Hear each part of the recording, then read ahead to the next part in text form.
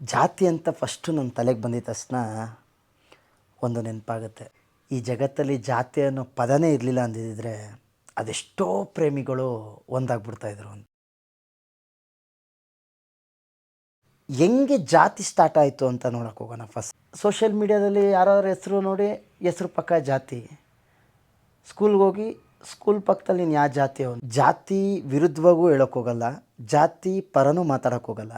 ಆದರೆ ಇರೋ ಸತ್ಯನ ಹೇಳ್ತೀನಿ.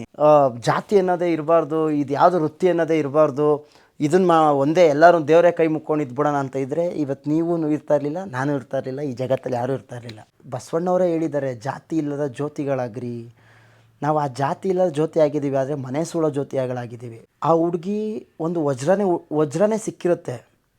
ಸೊ ತಂದೆ ತಾಯಿ ಎಷ್ಟು ಮೌಢ್ಯದಲ್ಲಿರ್ತಾರೆ ಅಂದರೆ, ಆ ವಜ್ರ ನಮ್ಮ ಜಾತಿದಲ್ಲ ಅಂದ್ಬಿಟ್ಟು ಯಾವುದೋ ಕಲ್ಲು ನಮ್ಮ ಜಾತಿ ಅಂದ್ಬಿಟ್ಟು ಕಲ್ಗೋಗಿ ಮದುವೆ ಮಾಡಿಸ್ತಾರೆ. ನಾನು ಅಂದರೆ ಯಾರೋ ಅಲ್ಲ, ಕನಿಷ್ಠ ಹಣೆ ಬರಹ ಕೂಡ ಇಲ್ಲದ ಒಬ್ಬ ಭಿಕ್ಷುಕ. ಹಾಯ್ ಎಲ್ರಿಗೂ ನಮಸ್ಕಾರ. ಮತ್ತೊಂದು ವಿಡಿಯೋದಲ್ಲಿ ನಿಮ್ಮ ಕೃಷ್ಣ ನಿಮ್ಮ ಮುಂದೆ. ಜಾತಿ ಅಂತ ಫಸ್ಟು ನನ್ನ ತಲೆಗೆ ಬಂದಿದ ತಕ್ಷಣ ಒಂದು ನೆನಪಾಗುತ್ತೆ. ಈ ಜಗತ್ತಲ್ಲಿ ಜಾತಿ ಅನ್ನೋ ಪದನೇ ಇರಲಿಲ್ಲ ಅಂದಿದ್ದರೆ ಅದೆಷ್ಟೋ ಪ್ರೇಮಿಗಳು ಒಂದಾಗ್ಬಿಡ್ತಾಯಿದ್ರು ಅಂತ. ಹೌದು, ನಾನು ಜಾತಿ ವಿರುದ್ಧವಾಗೂ ಹೇಳೋಕ್ಕೋಗಲ್ಲ, ಜಾತಿ ಪರನೂ ಮಾತಾಡೋಕ್ಕೋಗಲ್ಲ. ಆದರೆ ಇರೋ ಸತ್ಯನ ಹೇಳ್ತೀನಿ. ಡಿಸಿಷನ್ ನೀವು ತಗೊಳ್ಳಿ. ಆ ಸತ್ಯ ಎಷ್ಟು ಮಟ್ಟಿಗೆ ಸರಿ ಅನಿಸುತ್ತೆ, ಎಷ್ಟು ಮಟ್ಟಿಗೆ ತಪ್ಪು ಅನಿಸುತ್ತೆ, ನಿಮ್ಮ ಡಿಸಿಷನ್ ಅದು. ನಾನು ಯಾರಿಗೂ ಮೇಲೂ ಯಾವುದೇ ಥರ ಹೊರೆ ಹಾಕಲ್ಲ. ಸೊ ಹೆಂಗೆ ಜಾತಿ ಸ್ಟಾರ್ಟ್ ಆಯಿತು ಅಂತ ನೋಡೋಕೆ ಹೋಗೋಣ. ಫಸ್ಟು ವ್ಯಕ್ತಿಯಿಂದ ಜಾತಿ ಅಲ್ಲ, ವೃತ್ತಿಯಿಂದ ಜಾತಿ ಅಂತ ಇದೆ. ಸೊ ಆ ಸತ್ಯ ಏನು ಅಂತಂದರೆ, ಈಗ ಒಂದು ಊರು ಅಂದ್ಕೊಳ್ಳೋಣ. ಆ ಊರಲ್ಲಿ ಎಲ್ಲರೂ ಒಂದೇ ವರ್ಕ್ ಮಾಡಬೇಕು ಅಂತ ಹೊರಟಾಗ, ಅಂದರೆ ಲೈಕ್ ಏನು, ಎಲ್ಲ ಈಗ ಊರಿನ ಜನ ಎಲ್ಲರೂ ದೇವ್ರ ಪೂಜೆ ಮಾಡಬೇಕು ಅಂತಲೇ ಹೊರಟ್ಬಿಟ್ರು ಅಂದ್ಕೊಳ್ಳೋಣ. ಅಂದರೆ ದೇವರು ಇವಾಗ ನಮ್ಮನ್ನ ಸೃಷ್ಟಿ ಮಾಡಿರೋದು, ಇಲ್ಲೆಲ್ಲ ಬಿಟ್ಟಿರೋದು ಒಂದಷ್ಟು ಎಷ್ಟೋ ಕೋಟಿ ಬೆಲೆ ಬಾಳುವಂಥ ದೇಹದಲ್ಲಿರೋ ಪಾರ್ಟ್ಸ್ಗಳನ್ನೆಲ್ಲ ಸೃಷ್ಟಿ ಮಾಡಿ ನಮಗೋಸ್ಕರ ಫ್ರೀಯಾಗಿ ಕೊಟ್ಟು ಕಳಿಸಿದ್ದಾನೆ. ಸೊ ಅವನಿಗೋಸ್ಕರ ನಾವು ಪೂಜೆ ಮಾಡಬೇಕು ಅಂತ ಇಡೀ ಊರವರೇ ನಿಂತ್ಕೊಂಡ್ರು. ಸೊ ಊಟ ಮಾಡೋಕ್ಕೆ ಏನು ತಿಂತಾರೆ, ಏನು ಬೆಳೀತಾರೆ, ಹಾಕಿರೋ ಬಟ್ಟೆ ಮತ್ತು ಐಟಮ್ಸ್ಗಳು, ಈಗ ಬೇಕಾಗಿರೋ ಅವ್ನ ಜೀವನ ಮಾಡೋಕ್ಕೆ ಬೇಕಾಗಿರೋ ಐಟಮ್ಸ್ಗಳನ್ನೆಲ್ಲ ಯಾರು ಎಲ್ಲಿಂದ ತರೋಕ್ಕಾಗತ್ತೆ, ಎಲ್ಲರೂ ಪೂಜೆ ಮಾಡ್ಕೊಂಡಿದ್ರೆ. ಸೊ ಆಗ ಏನು ಮಾಡಿದ್ರು, ಹಿಂಗೆ ಅಂದರೆ ಕೆಲವು ಬುದ್ಧಿಜೀವಿಗಳು, ಈಗ ಎಲ್ಲರೂ ಪೂಜೆ ಮಾಡೋಕ್ಕೇನು ಅವಶ್ಯಕತೆ ಏನಿಲ್ಲ, ಈಗ ಈ ಒಂದು ಊರಲ್ಲಿ ಇಷ್ಟು ಜನ ಇದ್ದೀವಿ, ಇಷ್ಟು ಜನ ಒಂದೊಂದು ವರ್ಗನ ನಾನು ಬದಲಾಯಿಸ್ಕೊಳ್ಳೋಣ ಅಂದರೆ ಬೇರೆ ಬೇರೆ ಕೆಲಸಗಳನ್ನ ಡಿವೈಡ್ ಮಾಡ್ಕೊಳ್ಳೋಣ. ಎಲ್ಲರೂ ಒಂದೇ ಕೆಲಸ ಮಾಡ್ತು ಅಂತಂದರೆ ಜೀವನ ಮಾಡೋಕ್ಕಾಗಲ್ಲ, ಲೈಫಲ್ಲಿ ನಾವೂ ಬೇರೆ ಬೇರೆ ಏನೂ ಅಭಿವೃದ್ಧಿ ಮಾಡೋಕ್ಕಾಗಲ್ಲ ಅಂತ ಡಿಸಿಷನ್ ತಗೊಂಡಾದ್ಮೇಲೆ ಆಗ ಡಿಸೈಡ್ ಮಾಡಿದ್ರು, ನೋಡಪ್ಪ ಈ ವರ್ಗದವರು ಹೋಗಿ ನೀವು ಭತ್ತಗಳನ್ನ ಬೆಳೀರಿ, ಮನುಷ್ಯರು ಇವಾಗ ನಾವೆಲ್ಲ ಏನು ತಿನ್ನೋಕ್ಕೆ ಬೇಕು ಆ ತಿನ್ನೋ ಐಟಮ್ಸ್ಗಳನ್ನ ನೀವು ಬೆಳೀರಿ. ಅವ್ರನ್ನ ಒಂದು ಅಷ್ಟು ಇದಾಯಿತು. ಮನೇಲಿ ಸಾಕಿರೋಂಥ ಹಸುಗಳೇ ಆಗ್ಬೋದು, ಕುರಿಗಳೇ ಆಗ್ಬೋದು, ಇದನ್ನೆಲ್ಲ ಒಬ್ಬರು ಮೇಯ್ಸೋಕೆ ಹೋಗಿ, ಅಂದರೆ ಒಂದು ವರ್ಗದವ್ರು ಮಾತ್ರ ಇಷ್ಟು ಜನದಲ್ಲಿ ಇಷ್ಟು ಜನ ಇದನ್ನೆಲ್ಲ ಕರ್ಕೊಂಡು ಹೋಗ್ಬಿಟ್ಟು ಮೇಯಿಸ್ಕೊಂಡು ಅದನ್ನ ಕರ್ಕೊಂಬನ್ನಿ. ಇನ್ನೊಂದು ವರ್ಗ ಇವರೆಲ್ಲ ಇದನ್ನ ಕೆಲಸ ಮಾಡ್ತಾಯಿದ್ದಾರಲ್ಲ, ನೀವು ಊರಿಗೆ ಒಳ್ಳೇದಾಗಲಿ ದೇವ್ರನ್ನ ಪೂಜಿಸಿ ಅಂತ ಒಂದು ವರ್ಗ. ಇನ್ನೊಂದು ವರ್ಗ ನೀವು ಇದನ್ನೇ ಮಾಡ್ತಾ ಹೋಯ್ತು ಅಂತಂದರೆ, ಈಗ ಅಡುಗೆಗೆ ಈಗ ಬೆಳೆದಿರೋ ಭತ್ತನ ಯಾವುದ್ರಲ್ಲಿ ಮಾಡ್ತೀರಾ, ಎಲ್ಲರೂ ಇದು ಮಾಡೋಕೆ ಹೋಯ್ತು ಅಂದರೆ. ಸೊ ಒಂದು ವರ್ಗ ಈ ಮಡಿಕೆಗಳನ್ನ ತಯಾರು ಮಾಡಿ, ಈ ಮಡಿಕೆಗಳೇ ಆಗ್ಬೋದು, ಅದರಲ್ಲಿ ಆಹಾರಕ್ಕೆ ಬೇಕಾಗಿರೋ ಐಟಮ್ಸ್ಗಳನ್ನ ಯೂಸ್ ಮಾಡೋವಂಥ ಐಟಮ್ಸ್ಗಳನ್ನ ನೀವು ರೆಡಿ ಮಾಡ್ಕೊಳ್ಳಿ. ಒಂದಷ್ಟು ಜನ ವರ್ಗದವರು ನೀವು ಅವ್ರ ಬಟ್ಟೆಗಳನ್ನೆಲ್ಲ ವಾಶ್ ಮಾಡ್ಕೊಂಡು ಬನ್ನಿ. ಸೊ ಪ್ರತಿಯೊಂದೂ ಏನು ಮಾಡಿದ್ರು, ಆ ವರ್ಗಕ್ಕೆ ಆ ಒಂದು ಇದಕ್ಕೆ ಹಂಗೆ ಡಿವೈಡ್ ಮಾಡ್ತಾ ಹೋದರು. ಸೊ ಆಗ ನೋಡಿ ಆಗಿನ ಮನಸ್ಥಿತಿ ಹೆಂಗಿತ್ತು, ಆಯಿತು ಅಂತ ಎಷ್ಟೇ ಒಳ್ಳೆ ಕೆಲಸನೇ ಆಗ್ಬೋದು, ಡೌನ್ ಕೆಲಸನೇ ಆಗ್ಬೋದು, ಒಬ್ರು ಯಾರೋ ಹೇಳ್ತಾ ಇದ್ದಾರೆ ಅಂತಂದಾಗ ಅದನ್ನು ತಿದ್ದಿ ಪಾಲನೆ ಮಾಡೋರೆ. ಸೊ ಆಗ ಏನು ಮಾಡ್ತು, ಅಭಿವೃದ್ಧಿ ಆಗ್ತಾ ಹೋಗ್ತು ಈ ಜಗತ್ತು, ಈ ಪ್ರಪಂಚ.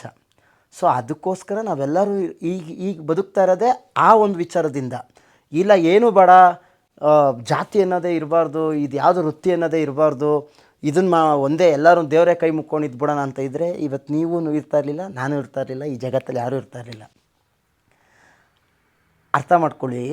ಸೊ ಆ ಟೈಮಲ್ಲಿ ಆ ಒಂದೊಂದು ಕೆಲಸಗಳನ್ನ ವಹಿಸ್ತಾ ಹೋಯ್ತಾ ಅಂದಾಗ ಸೊ ಆ ಒಂದು ಇದಕ್ಕೆ ಲೇಬಲ್ ಆಗ್ತಾ ಹೋದರು. ಓಕೆ ಇವರು ಈ ಅಂದರೆ ಹೆಂಗೆ ಕರೀತಾರೆ, ಅದಕ್ಕೊಂದು ನೇಮ್ ಕೊಟ್ಟರು. ಓಕೆ ನೀವನ್ನ ಈ ಥರ ಒಂದು ನೇಮ್ನಲ್ಲಿ ನಿಮ್ಮ ಇದ್ರು ಅಂದರೆ ನಿಮ್ಮದಷ್ಟು ಜನಾಂಗದ ಒಂದು ಟೀಮು, ಒಂದು ಹೆಸರು. ಅದು ಜಾತಿ ಅಲ್ಲ. ಜಾತಿ ಅನ್ನೋದು ಬೇರೆ. ಒಂದು ಇವಾಗ ಯಾರೋ ನಿಮ್ಮ ಹೆಸರು ಏನು ಅಂತ ಕೇಳಿದಾಗ ನನ್ನ ಹೆಸರು ಏನಿದೆ, ನನ್ನ ಹೆಸರು ಹೇಳ್ತೀನಲ್ಲ. ಸೊ ಅದು ನಿಮ್ಮದು ಯಾವ ವರ್ಗ ಅಂದರೆ ನೀವು ಯಾವ ಡಿಪಾರ್ಟ್ಮೆಂಟವರು, ಈ ಡಿಪಾರ್ಟ್ಮೆಂಟಾ, ಸಿವಿಲ್ ಡಿಪಾರ್ಟ್ಮೆಂಟಾ, ಇಂಜಿನಿಯರಿಂಗ್ ಡಿಪಾರ್ಟ್ಮೆಂಟಾ ಅಂತ ಏನು ಬರುತ್ತೆ. ಸೊ ಆವಾಗ ಆ ಒಂದು ಹೆಸ್ರುಗಳನ್ನ ಕೊಟ್ಟರು ಅಷ್ಟೇ. ಸೊ ಅದನ್ನು ಮುಂದುವರ್ಸ್ಕೊಂಡು ಹೋಗಿ ಈಗ ಯಾವ ಮಟ್ಟಿಗೆ ಆಗ್ಬಿಟ್ಟಿದೆ ಅಂದರೆ ಏನೇ ನೋಡಿದ್ರು ಜಾತಿ.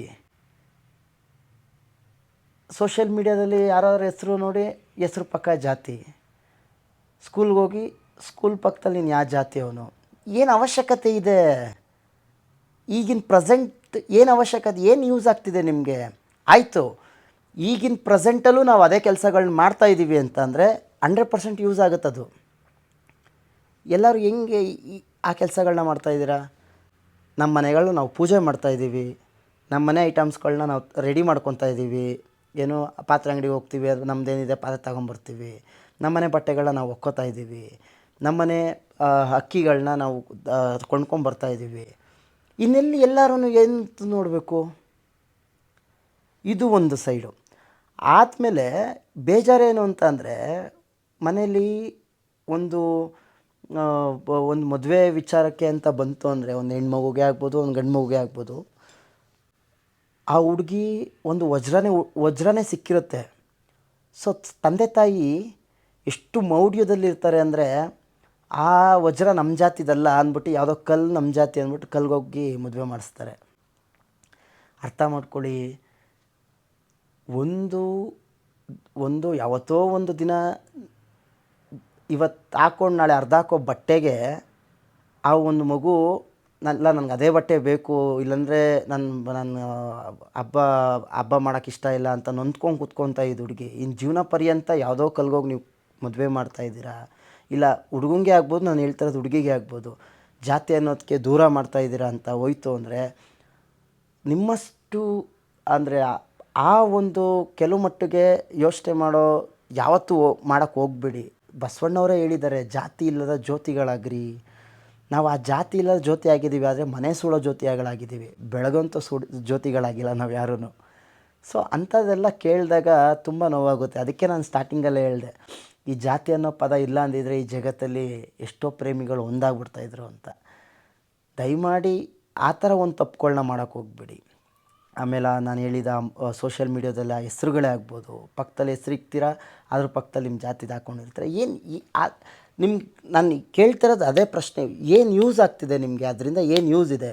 ಇವಾಗ ಆಯಿತು, ನಿಮ್ಮ ಥರನೇ ನಾನು ನಿಮ್ಮ ಥರನೇ ಯೋಚನೆ ಮಾಡಿ ಹೇಳ್ತೀನಿ. ಆ ವರ್ಗದವ್ರು ಆಗ್ಲೇ ಆ ಜಾತಿಯವರೇ ಮದುವೆ ಆಗಬೇಕು ಏಂತಕ್ಕಾಯಿತು ಅಂತಲೂ ನಾನು ಹೇಳ್ತೀನಿ. ಏಂತಕ್ಕಾಯಿತು? ಯಾರೋ ಒಬ್ಬರು ಇವಾಗ ಪೂಜೆ ಮಾಡ್ತಾ ಇರ್ತೀವಿ ಅಂದ್ಕೊಳ್ಳೋಣ, ನಾವು ದೇವ್ರಿಗೆ ಪೂಜೆ ಮಾಡ್ತಾ ಇರೋರನ್ನ ಪಾಪ ಇನ್ಯಾವುದೋ ವರ್ಗ, ಅಂದರೆ ನಾನು ಹೇಳ್ತಾ ಇರೋದು ಡಿಪಾರ್ಟ್ಮೆಂಟ್, ನಾನು ಹೇಳ್ತಾ ಜಾತಿ ಅಂತ ಬಳಸಲ್ಲ, ಆಗಿನ ಮಾಡಿರೋ ಡಿಪಾರ್ಟ್ಮೆಂಟು ಬೇರೆ ಯಾವುದೋ ಒಂದು ಹೆಣ್ಮಗುನ ನಿಮ್ಮನೆಗೆ ಕರ್ಕೊಂಬಂದು ನೀವು ಮಾಡೋಕೆ ಹೋಯ್ತು ಅಂದರೆ ಲೈಕ್ ಪೂಜೆ ಪುನಸ್ಕಾರದ್ದು ಏನೋ ಒಂದು ಕೆಲಸಗಳೇ ನೀವು ಮಾಡ್ತಾ ಇರ್ಬೋದು. ಅದಕ್ಕೆ ಆ ಹುಡುಗಿಗೆ ಮ್ಯಾಚ್ ಮಾಡೋಕ್ಕಾಗಲ್ಲ, ಕಷ್ಟ ಆಗ್ತಾ ಹೋಗುತ್ತೆ ದಿನ. ಅಯ್ಯೋ ನನ್ನ ಚಿಕ್ಕ ವಯಸ್ಸಿಂದ ಬೆಳೆಸಿದೆ ಬೇರೆ, ನಾನೇನೋ ಬೇರೆ ಕೆಲಸ, ವೃತ್ತಿ ನಂದು ಬೇರೆ ವೃತ್ತಿ, ಇಲ್ಲಿ ನಂಗೆ ಹೆಂಗೆ ಇದೆಲ್ಲ ಏನು ಗೊತ್ತಾಗಲ್ವಲ್ಲ. ಸೊ ನಿಮ್ಗೆ ಅವಾಗೇನು ಅನಿಸುತ್ತೆ, ಈ ಪ್ರಾಬ್ಲಮ್ಸ್ಗಳು ಇರಬಾರ್ದು ಅನ್ನೋದಕ್ಕೋಸ್ಕರ ಮದುವೆನ ಕಾನ್ಸೆಪ್ಟ್ ಹಂಗೆ ಮಾಡಿದ್ರು. ನಿಮ್ಮ ವರ್ಗದವರೇ ಮಾಡ್ಕೊಳ್ಳಿ, ನಿಮ್ಮ ಜಾತಿಯವರೇ ಮಾಡ್ಕೊಳ್ಳಿ. ಯಾಕೆಂದರೆ ಆ ಮಗುಗೆ ತಿರ್ಗಾ ಇನ್ನೊಂದ್ಸಲಿ ನೀವು ಹೇಳೋವಂಥ ಅವಶ್ಯಕತೆ ಇರೋಲ್ಲ, ಹೇಳಿ ಟೈಮ್ ವೇಸ್ಟ್ ಮಾಡೋವಂಥ ಅವಶ್ಯಕತೆ ಇರೋಲ್ಲ. ಇನ್ನೊಂದು ಸ್ವಲ್ಪ ಗ್ರೋತ್ ಆಗ್ಬೋದು. ಯಾಕಂದರೆ ನನಗೆ ಗೊತ್ತಿರೋ ಕೆಲಸ ನನ್ನ ಮನೇಲಿ ಬಂದವ್ರಿಗೂ ಗೊತ್ತಿದೆ ಅಂತ ಅಂದಮೇಲೆ ಸೊ ಇನ್ನೊಂಚೂರು ಇಬ್ಬರೂ ಬೆಳಿಬೋದು ಅನ್ನೋ ಉದ್ದೇಶದಲ್ಲಿ ಆ ಥರ ಮಾಡಿದ್ರು. ಈಗ ಯಾರು ಆ ಕೆಲಸ ಮಾಡ್ತಾಯಿದ್ದೀರಾ? ಈಗ ಅದಕ್ಕೆ ನಾವೊಂದು ಡಿಸೈಡ್ ಮಾಡೋಣ. ಯಾವ ಥರ ಡಿಸೈಡ್ ಮಾಡೋಣ? ಈ ಜಾತಿ ಅನ್ನೋದನ್ನ ಸಪ್ರೇಟ್ ಮಾಡಿ, ಅಂದರೆ ಈ ಜಾತಿ ಆಗಿನ ಪರಿಸ್ಥಿತಿ ಎಲ್ಲ ಹೆಂಗೆ ನಡೀತಾ ಇದೆಯಲ್ಲ, ಅದಕ್ಕೋಸ್ಕರ ಅವ್ರು ಹಂಗೆ ಮಾಡಿಕೊಂಡ್ರು. ಈಗ ನಮ್ಮ ಒಂದು ಜನ್ರೇಷನ್ ಯಾವ ಥರ ನಡೀತಿದೆ, ನಾವು ಈ ಥರ ಒಂದು ಜಾತಿ ಸೃಷ್ಟಿ ಮಾಡೋಣ. ಯಾವ ಥರ ಪೊಲೀಸ್ ಜಾತಿ ಅಂತ ಒಂದು ಸಪ್ರೇಟ್ ಮಾಡೋಣ, ಲಾಯರ್ ಜಾತಿ ಅಂತ ಸಪ್ರೇಟ್ ಮಾಡೋಣ, MBA ಇಂಜಿನಿಯರಿಂಗ್ ಜಾತಿ, ಈ ಥರ ಜಾತಿಗಳನ್ನ ನಾವು ಸಪ್ರೇಟ್ ಮಾಡಿಬಿಟ್ರೆ ಸೊ ನಮ್ಗೆ ಈಸಿ. ಓಕೆ, ನೀನು ಯಾವ ಜಾತಿಯವನಪ್ಪ, ನಾನು ಈ ಜಾತಿಯವನು, ಅಥವಾ ಅದೇ ಹುಡುಗಿಯನ್ನೇ ನೀನು ಮದುವೆ ಆಗಬೇಕು. ಯಾಕಂದರೆ ನಾವು ಇವಾಗ ನಡೀತಿರೋದು ಅದೇ ಥರ ಜಾತಿ ಅಲ್ವ. ಆಗ ವ್ಯಕ್ತಿಯಿಂದ ಜಾತಿ ಇಲ್ಲ, ವೃತ್ತಿಯಿಂದ ಜಾತಿ. ಈಗಲೂ ಅದನ್ನೇ ನಾವು ಹೇಳೋಕೆ ಹೋಗೋಣ. ಇವಾಗ ಯಾರೂ ಆ ಕೆಲಸಗಳನ್ನ ಮಾಡ್ತಾಯಿಲ್ಲ. ನಾವು ಮಾಡ್ತಾರೋ ಕೆಲಸಗಳು ನಮ್ಮ ಜೀವನಾಂಶ ಕಟ್ಕೊಳ್ಳೋಕ್ಕೆ ಬೇರೆ ಕೆಲಸಗಳನ್ನ ನಾವು ಮಾಡ್ತಾ ಇರೋದು. ಈ ಆಲ್ಟ್ ಫೀಲ್ಡಲ್ಲಿ ಇರೋ ಹುಡುಗಿನೇ ಮದುವೆ ಆಗಿ, ಈ ಪೊಲೀಸ್ ಕೆಲಸದಲ್ಲಿ ಯಾರಿದ್ದಾರೆ ಆ ಪೊಲೀಸ್ ಹುಡುಗಿನೇ ಮದುವೆ ಆಗಿ. ಯಾಕಂದರೆ ನಿಮಗೂ ಏನು ಪ್ರಾಬ್ಲಮ್ ಆಗೋಲ್ಲ ಅಲ್ವಾ. ನಿಮಗೆ ಈ ಕಡೆ ಈ ಸತ್ಯನ ಒಪ್ಕೊಳ್ಳೋಕ್ಕೂ ಆಗ್ತಾಯಿಲ್ಲ, ಇದನ್ನು ಸುಳ್ಳು ಅಂತಲೂ ಹೇಳೋಕ್ಕಾಗ್ತಾಯಿಲ್ಲ. ನಿಮ್ಮ ಮನಸ್ಥಿತಿ ನನಗೆ ಅರ್ಥ ಆಗ್ತಿದೆ. ಬಟ್ ಈ ಸತ್ಯನ ಅರ್ಥ ಮಾಡ್ಕೊಳ್ಳಿ. ಮುಂದೆ ಬರ್ತಾ ಇರೋ ಮಕ್ಕಳುಗಳಿಗೆ ಆಗಲಿ ಇದನ್ನು ತಲೆ ತುಂಬಕ್ಕೆ ಹೋಗಬೇಡಿ.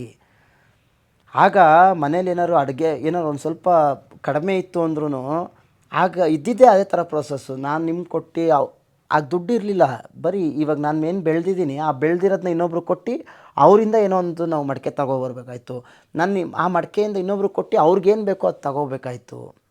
ಸೊ ಈ ಥರ ಇದ್ದಿದ್ದು. ಇವಾಗ ಎಲ್ಲಿದ್ದೀವಿ, ಒಂದು ಅಪಾರ್ಟ್ಮೆಂಟಲ್ಲಿ ಇರ್ತೀವಿ, ಪಕ್ಕದ ಮನೆಯವ್ರು ಯಾರು ಅನ್ನೋದೇ ಗೊತ್ತಿರೋಲ್ಲ ನಮಗೆ. ಅವ್ನು ಸತ್ತು ಒಂದು ವಾರ ಆದ್ರೂ ಅವ್ರ ಕಡೆ ಹೋಗೂ ಇರೋಲ್ಲ ನಾವು.